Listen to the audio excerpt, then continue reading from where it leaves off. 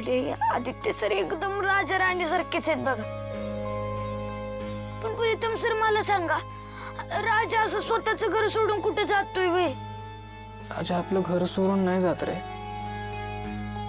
पण त्यालाच घराबाहेर काढलं तर तू तरी काय करणार? पण तुला माहितीये माझा दादा आहे ना कमाल आहे। लहानपणापासून माझ्या सगळ्या चुका समजून घेतल्या। बऱ्याच वेळा तर माझ्या चुका स्वतःच्या म्हणून सांगितल्या। खरंच कमाल आहे गणितो, कमाल आहे। माझी तायडे माझी लहानपणापासून एकदम आईसारखी काळजी घेतली। तायडे म्हणजे माझी आईच आहे बघा। तायडेनं माझी, वैजूची, बाची एकदम मायानं काळजी घेतली। लहानपणापासून माझ्यासोबत बा नव्हता तरी कसलीच कमी भासून दिली नाही।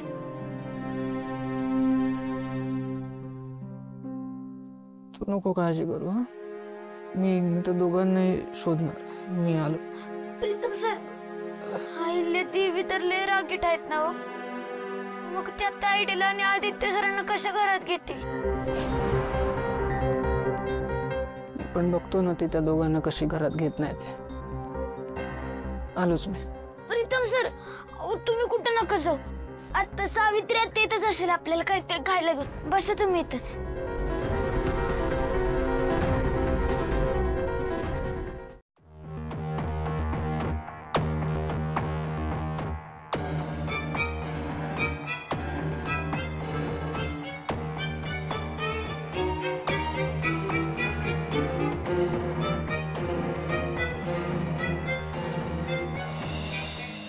काय पारूसाठी कोणीतरी मुलगा येतोय बघायला? काय? अरे ते मारुती मामाच्या कोणीतरी ओळखीचं आहे यार, त्यांचा मुलगा आहे। एक काम कर, तू गेटवर वॉचमन म्हणून बस आणि त्याला बाहेरच्या बाहेर कळटव ना। थांबा थांबा थांबा। हो ऐका, मी काय म्हणतो, मारुती माझा मित्र आहे आणि पारूचा फोटो आम्ही बघितलेला आहे। या माझ्या मुलासाठी तिचा हात मागायला आलोय। अहो असं नाही करतायत, अपॉइंटमेंट लागते, समजून घ्या हो। चला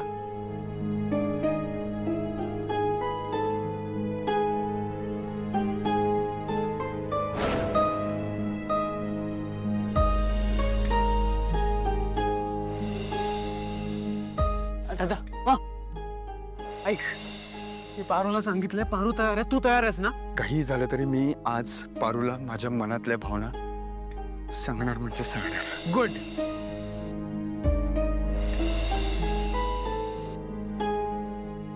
पारू, आज हा आदित्य किर्लोस्कर तुला मनापासून विचारतोय, अरे तू माझी होशील का? तू नीट प्रपोज केलंस ना तिला? आणि ती हो बोलली का तुला? हा हो।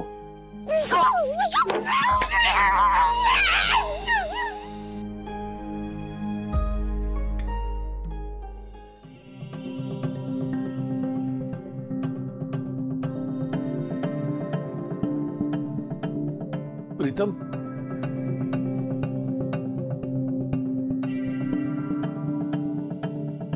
काय अवस्था करून घेतलीस ही स्वतःची? नाही शोभत तुला हे। काय करू मी बाबा? मग दादा आणि पारू दोघंही घरात नाहीये। दादाशिवाय राहायची सवय नाहीये मला बाबा। त्याच्याशिवाय ना ते घर खायला उठतंय मला। मला आठवतं लहानपणी अशा ट्रिपला जायचो, जेमतेम एक दिवस मी घराबाहेर राहू शकत होतो। दुसऱ्या दिवशी मॅमचा तुम्हाला फोन यायचा की याला या आणि घरी घेऊन जा। एवढी सवय आहे मला त्या एका माणसाची। आणि आता तुम्ही म्हणताय की ह्या पुढे तुझ्या आयुष्यात तो नसणार आहे। कसं हँडल करू मी? ह्याच थॉटमध्ये मी दादाला शोधण्याचा पण प्रयत्न केला आणि मला कळलं पण तो कुठे आहे। कुठल्या तरी एका मंदिराजवळ होता तो। मी तिथे गेलो त्याला बघायला, तिथूनही निघालेला तोपर्यंत। काय करत असेल, कसा असेल, आत्ता कुठे असेल, त्यांनी काय खाल्लं असेल की नाही, या सगळ्या विचारात ना मी मोडून गेलो बाबा। मला सहन नाही झालं। दादा आणि आई ना उगाच लांबतायत. प्रीतम मी समजू शकतो. सध्याच्या जगात आपल्या भावावर इतकं प्रेम करणारा माझा मुलगा आहे याचा खरंच अभिमान वाटतो मला.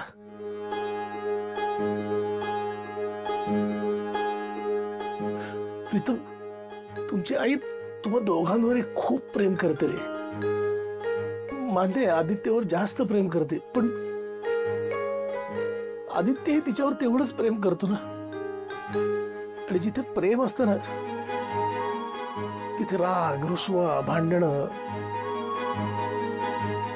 हे सगळं असतच असतं.